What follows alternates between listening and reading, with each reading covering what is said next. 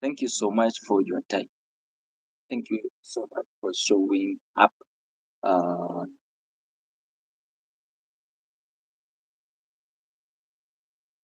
yeah, thank you so much for showing up. Thank you so much for following me. Thank you for the subscription. Uh, Thank you so much, and I really appreciate um, you so much. Um, Today we are discussing about something very sensitive, and I want you to pay attention. Rizal, thank you. So today we are discussing about something that is very, very sensitive because it is about ourselves. It's about you. It's about me. Um, so many people react to a life, and others complicate life. Others are crying. They're depressed. They're distressed. And they don't know what they're supposed to do with life and how to get out of the hook that they have found themselves in. So today we are discussing about five aspects that crushes our self confidence. I want you to pay very close attention and walk with me to the end of this video. So we have five aspects that destroys uh, self confidence. And what is number one? Culture.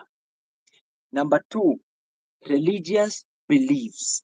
Number three, our education. Number four, environment. And number five, social background. Those are some of the aspects I've just highlighted which destroys our confidence. And if you can walk around, you will find you know people cannot stand speak their mind. People cannot speak their mind.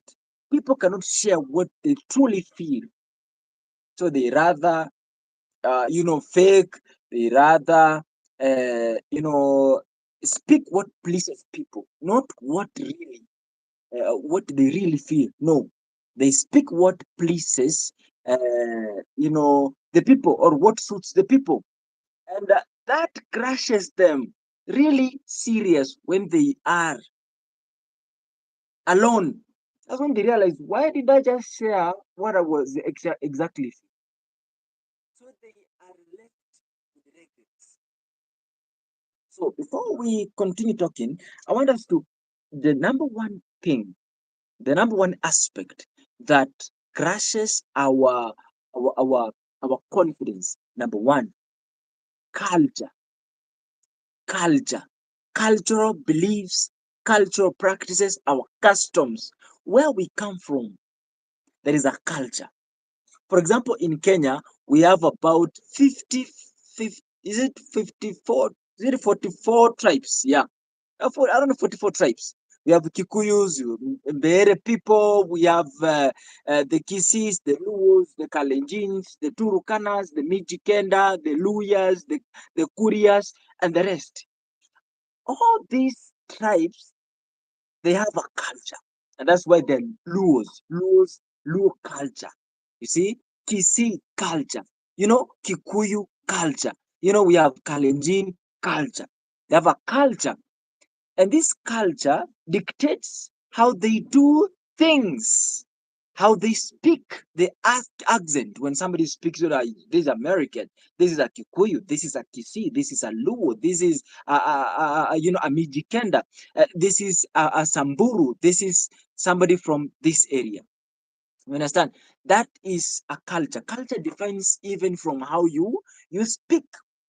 Now, we have cultures that has destroyed people's confidence, children's confidence.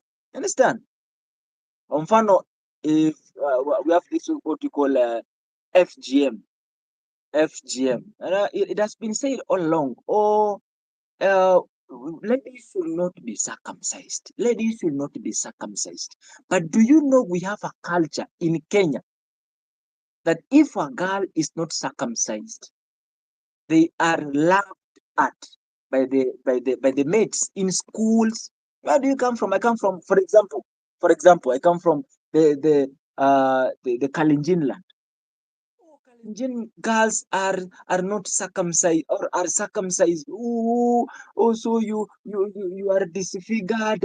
Oh, now how do you look? It is disgusting. So because of the culture, because of how other people talk about, the FGM thing, a lady, a lady's confidence goes down. You understand what I'm saying? Yeah, that's a culture. You are not circumcised in your area. When you travel to other places, people talk bad about your culture and about the FGM based in your culture.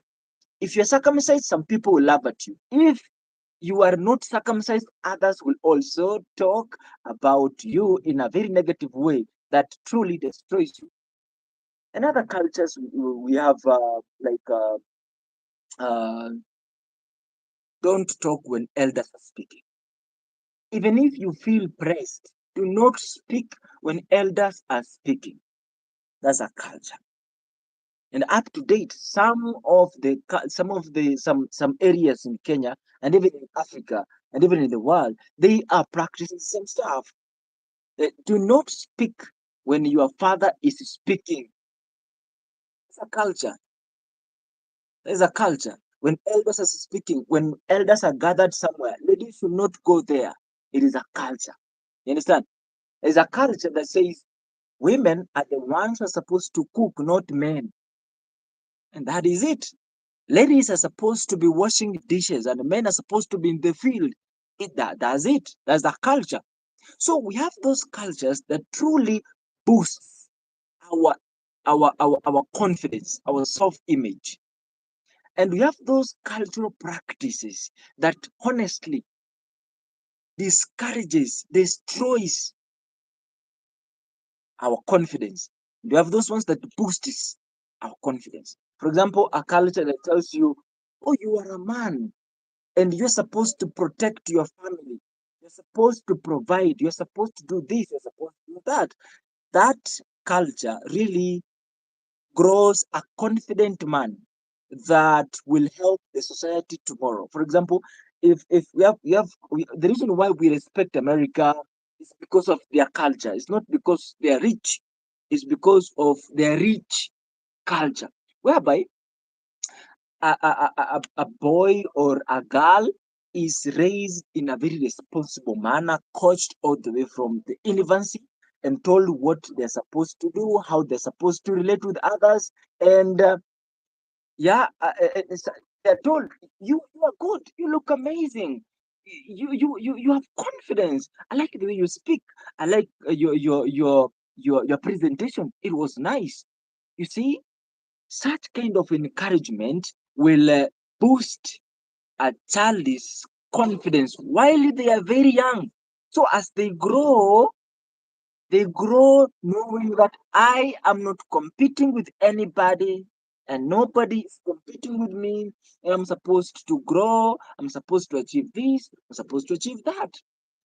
So that will boost a child's confidence. So culture participates greatly in molding a child's confidence or destroying a child's self confidence from the infancy. So when you see uh, the grown up currently who are not able even to withstand the pressure from their wives, we should a little bit go back and look at how were they raised. Were they raised by their father, by their mother, and how were they nurtured to be? What about their culture? You see, is their culture encouraging young boys and young girls to be responsible? And then from there, we can truly learn. And we have other cultures which have really destroyed even even sometimes there's an area where you come from of which their culture is really low, is really bad. So when you introduce yourself, for example, I've never heard somebody say I come from Korea land. You know, do you know Koreas are not even so much recognized if they are part of Kenya's tribes. there's this conspiracy that we all know. Lawyers, you eat. Lawyers are associated with food. Kisis are associated with confusion and uchawi. The Luos are also are related with the uh, confidence without what? Yeah, they are confused to be like what?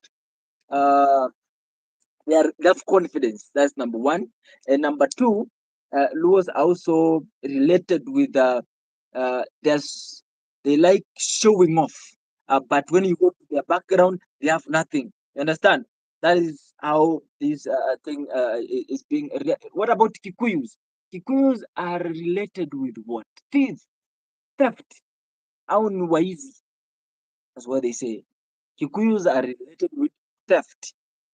What about Kalenjins? Kalenjins anger. Are very anchored.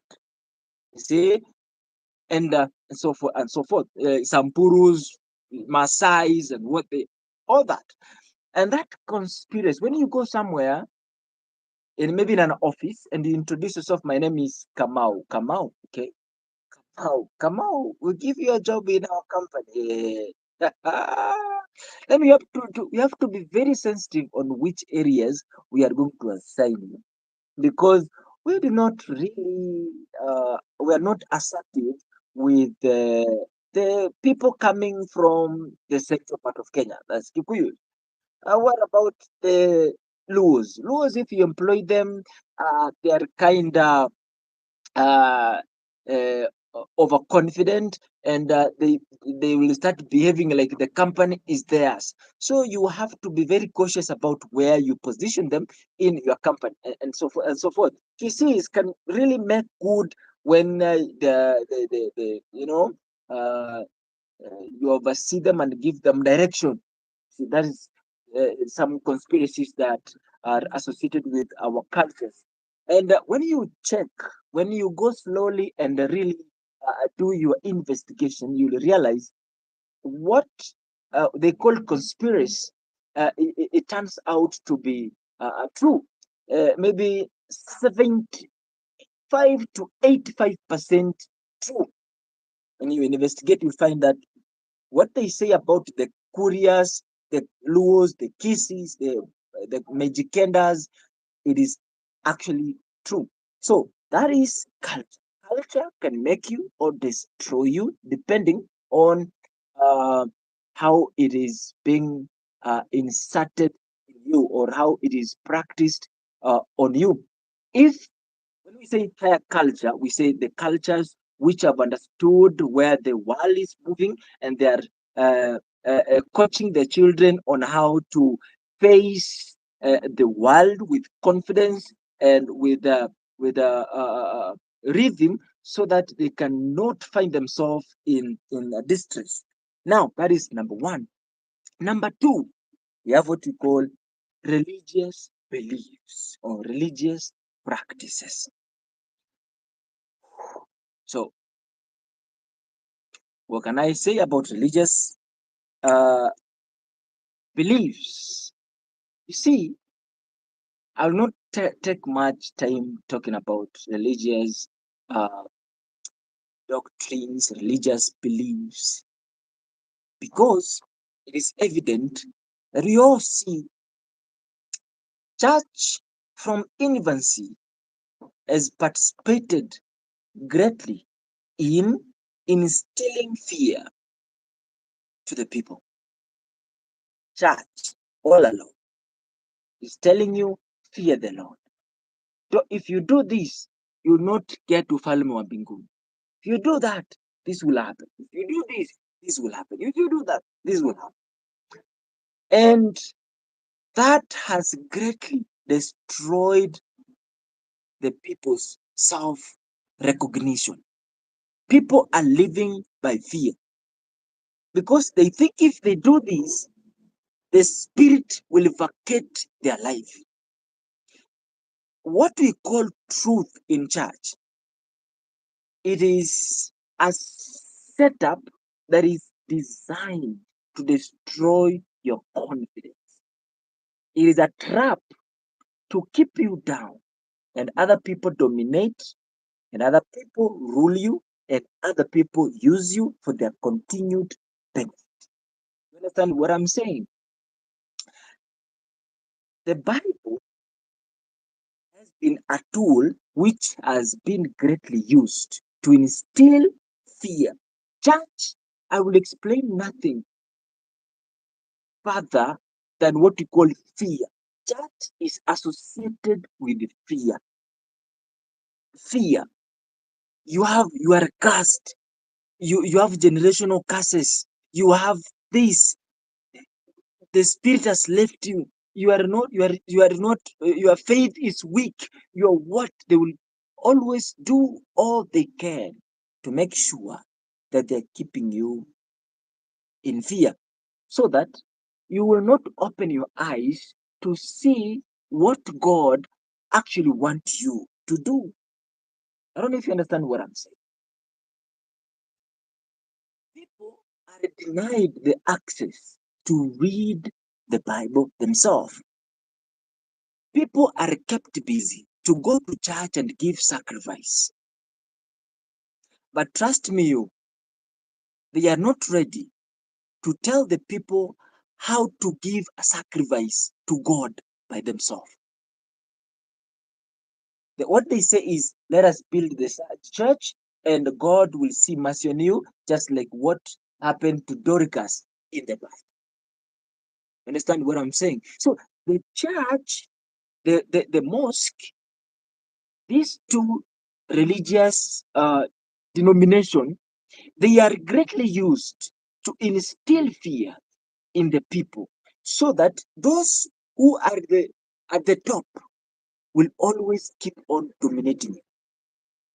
Understand? Because when you live by fear, it is very easy for me to go through you, to use you for my continued benefit. That is religion. So, how are we supposed to relate with religion? Number one, for the Christians, number one, read the Bible yourself. Read the Bible, text by text. If you don't know how to read the Bible, give somebody else to read for you, translate it for you. And we also have some apps you can download, and it can also speak your language. You can set the language you want, and then it will speak the language and read the Bible for you in your language, so that you can understand the the the the, the effect, the cause, what religion has done to our lives. Hello. If you see Christians, see that I'm sorry to say this, but I'll say it anyways because I am here to speak. Yeah, and I will speak. I have associated myself with the Catholics. I have also associated myself with NCDA. I have also associated myself with the Pentecostal church. I have I've also interacted with the people from the repentance ministry of repentance. Yeah, word. Yeah, let me tell you, the ministry of repentance members, they're living by fear. When they see other people, they see them as sinners. When they look at you, they look at you as a sinner. The Bible says don't judge, but people are here busy judging. You understand what I'm saying? So religion has tamed the people, has taken the power of the people. And now you are being driven without your consciousness. And that has affected you greatly on how to interact with the world, how to cope up with the world. And that might be the reason as to why things are not moving the way we want in Africa, because we're living by fear. And you know what? The pastors have convinced the people that the only place that is good is in heaven, not on earth, but is in heaven. So as a Christian, I want you to understand the three aspects right now. One, at first, when you get to join a religious or a church or a mosque, first you just believe what they say. So first, belief. The second thing, the second aspect, start knowing. Read by yourself, ask questions, get to understand, get to know. When you know, make choices, right choices, make decisions, right decisions. And then now become what you believe. Three, believe, know, become. So that now that God they talk about, you know him and you know how he works. Now you are walking in the steps of that God. Now that is aspect number two. And aspect number three is education. Very simple. Education is the key that opens many doors. That is true. But do you know education is leading people into poverty? Because you study, after studying, what you're looking for is employment. Who has created employment for you? A class 8 dropout. A perpetrator, an invader is the one who has created jobs for you. But you have gone to school, you cannot go back to the village and construct and build, add value. So, what does education do to the people that destroys the people's confidence? From nursery school, from the primary level, this is what happens. From primary level, you are told you pass exam, you will be successful in life. So every single time in school, you are failing. So when you fail, teachers will say, teachers will say nasty words like these are failures. They will be useless in this life. They are not helping anything. When you go home, because parents are also corrupted, they will also tell you are a failure. You did not pass this exam. You did not math, math. For God's sake, you fail maths. See? So they instill fear in you, and they make you think that you are a failure. They tell you you are a loser. And from infancy, when you tell a child that they are losers, they are failures, they take it serious. So they grow knowing that I will never make it in life. I'll never make it in life. That thing is in the back of their mind. Knowing I'll never make it in life. I'll never make it in life. I'll never make it in life. Yeah, because a teacher told me and a teacher knows. My mother told me and my mother knows. Is a grown up. He can see me and he sees me as a failure. He sees me as a loser. So they grow their emotions being crushed, right? That's it. Now, when you graduate, no job, no opportunity, you're discouraged in life, those words comes back in your mind. Actually, from infancy, I was not to make it. Otherwise, it's okay. You see? So they graduate looking for opportunity, no opportunity. What happens? They are being driven by what they see, what other people say, on what the society is. They can involve into drugs, involve into nasty things, which at the end of the day destroys the very value. That's number three. Number four is what we call environment. Where do you grow your children? Where do you grow your children? Some environment, some environment has greatly participated in destroying the child and even grown up's self confidence. Because there is an environment where we have professional gossipers, people who are constantly talking about you, people who are constantly talking against things. Oh, it is impossible, you cannot do this. Oh, it is, oh, hiyo alijaribu hakuweza. Oh, hii ilihappened haikuwezekana. Oh, this. They will speak until you conform into it. Now it will be like, as they say, hizi vitu ziwezekana. Kama nimeona nani alijaribu hakuweza, kama na ule alijaribu hakuweza, so mimi nikijaribu ndaweza kweli? That is very impossible. Pia mimi siwezi.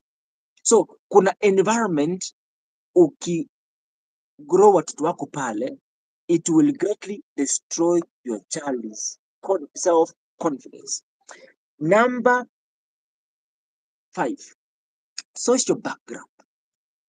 What is social background? Social background is the people that you associate with, your friends. Your friends. Tell me your friend, I'll tell you who you are. Your friends dictates how you will behave, who you will become. Your friends. So, what is your social background?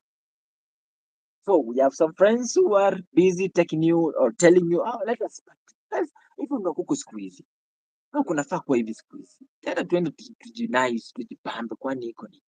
And then what do? You conform into that. But you have a vision, you wanted to achieve something, but they've taken you out of the track. You see, without your consent, and because of the influence, you found yourself in a bad position. So, are your friends able to enable you achieve what you want, or they're the enemies who discourages you, or they're the friends who are making you stagnant and diminishing your very value and will never make you a better person. So define your friends seriously. Define your friends.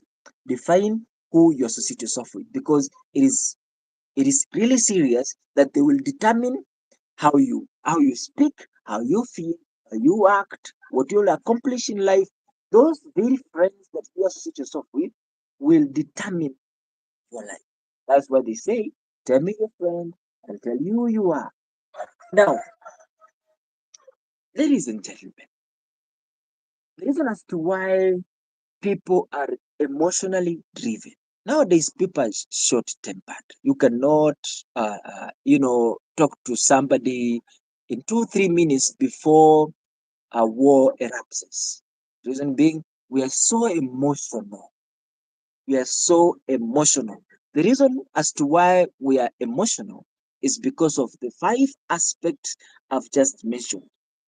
The way where you come from, the education, the religious beliefs and practices, the social background, the environment you grew, these aspects dictates your emotions.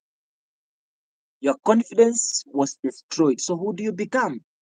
You have become a person who thinks that everybody and everything is against you. You think, you believe that somehow the way this person is speaking is trying to belittle me. You see, we have lost our self. Our self-image is low. Our confidence is very low because of the aspect I've just mentioned. So, how will you go about these above five aspects which have destroyed your confidence? That now today you are emotional. That now today people determine how you think, how you feel, and act. So, what are you supposed to do? Now, before we talk about what we're supposed to do so that we become better people in the society and better people who are able and geared to achieve our greatness, let us just read this statement. Now, because you have been uh, designed that way by the above aspects, you have become parasites, you have become dependent.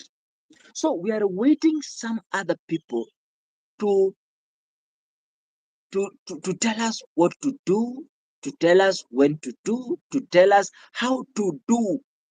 If somebody has not spoken, then we are nobody. Then we are going to do nothing about it. If somebody doesn't tell us that we look handsome, we look beautiful, we are doing better, then we are not doing anything. Then we qualify ourselves as failures. We have become parasites. How we depend everything from the outside world. You see, we have lost our very nature. We have lost our God in us. Now we have become parasites. Thank you. There's a message that is held for review. I don't know which one is that. What the fuck? I'm speaking English. I'm speaking English. I speak English at the same time I speak Swahili because I want also my Kenyan people to understand what I'm speaking. So that's it. So Um, as I say, we have become so dependent on what people say. So people dictate how we feel. People drive our energy. People drive our emotion. People drive our energy. It is not supposed to be like that. It is supposed to be when you are confident, when you have self-image equals our, self-esteem equals our, your confidence equals our. This is how you're supposed to behave.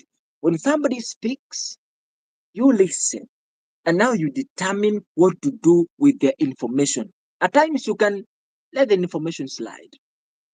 At times you choose what belongs to you, what will help you. You see, at times you respond and discuss and find the best solution over maybe the thing that you want to solve. But when you are when your self-image or your self-confidence is being destroyed and crushed by the above aspects, you become a parasite.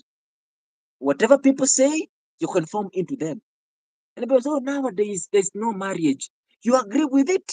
You have not tested, but you agree. You don't ask yourself, how best can we be as a family? How best can we figure these things out? Do we have another way? That's a self-confident person. But a person whose confidence is destroyed will take everything. Somebody is bad. You hate the person because I said is bad.